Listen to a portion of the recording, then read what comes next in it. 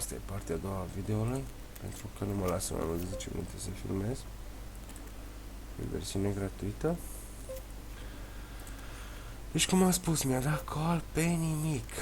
A știut el ce a știut acolo. Deci nu se poate. Am pierdut ceva bănuți. Putem să mă ridic frumos.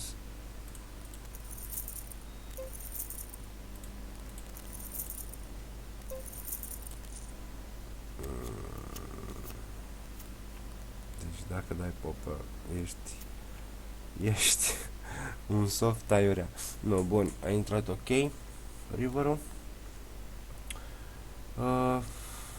Da, este un jucător slab, este un fish. Nu văd de ce să nu-l bat. Și challenge-ul se apropie spre o finalizare frumoasă. Cum am spus că trebuie să iau jetoanele din 300. Aici cred că este mâna mea, nu cred că avea așteptarul 5-2, 7-5-2. Asus sigur nu-l are. Așa că cred că o să-i dau un call. Un hero call. Da, un hero call. Știam că nu are. Bine, nu ai cum să știi tot timpul 100%, dar presupui, la fel cum joacă jucătorul, că nu ar avea ce să intre cu asemenea cărți. Asul juca altfel, deci nu avea hero call, nu, chiar a fost ok. O să așteptăm ceva mai bun ca să fim siguri că îl detronăm.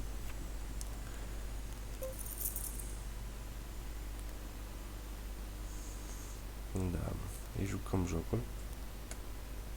Îl obosim puțin, pentru că este cam agitat.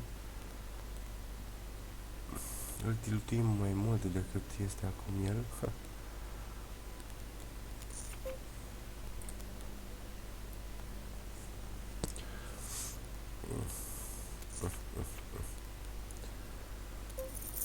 Cu colectorii ăștia dăm un call. Da, nu avem nicio șansă aici. Nu trebuie să-i arătăm când este frică și foldăm cam des la fiecare beta lui. Trebuie să-i arătăm putere. Nu vreau să-l obișnuiesc prost, dar nu cred că ține el cont de așa ceva, pentru că este un jucător, un caller, de fapt.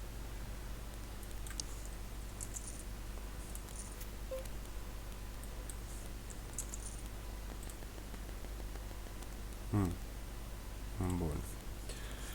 S-a speriat de beturile mele mici.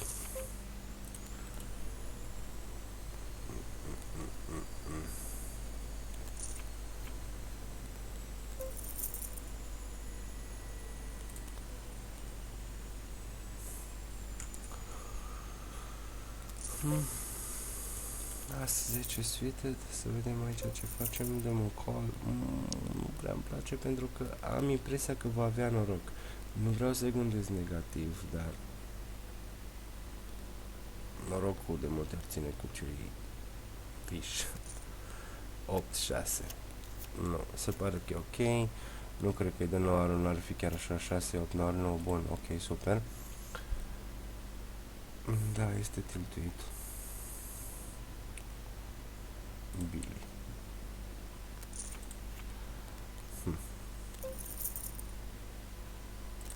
Îl batem altfel. Noi nu mergem pe noroc. Noi mergem cât mai... un procentaj cât mai sigur, să zic așa.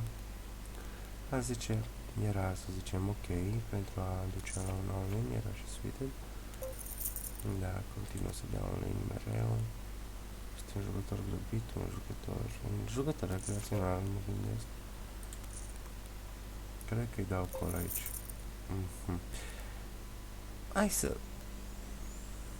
Hai să nu-i dau call. Hai să mai aștept puțin. Să aștept o carte, o mână mai bună.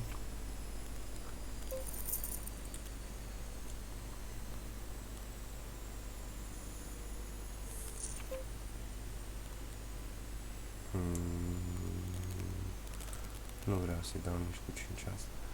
Mai stau puțin. Chiar vreau să mă țin de acel challenge și să încerc să-l bat sub orice preț.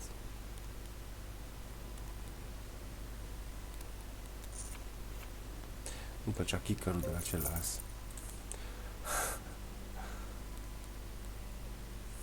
Putea să aibă un 6-7 și să pur și simplu să nu intre niciun as și acum, în momentul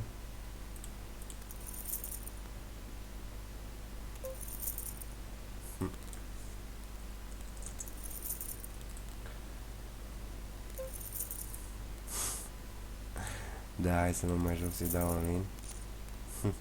Lol. Da. Split.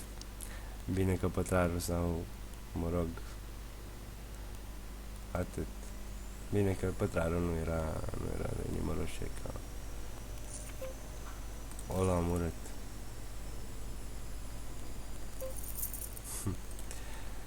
Da, este cam nerăzdrăvan acest jucător. Eu cred că îi dau call acum.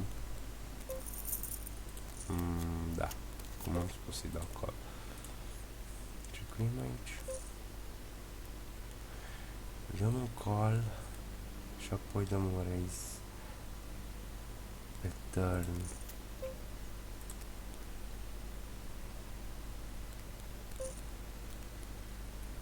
Așa.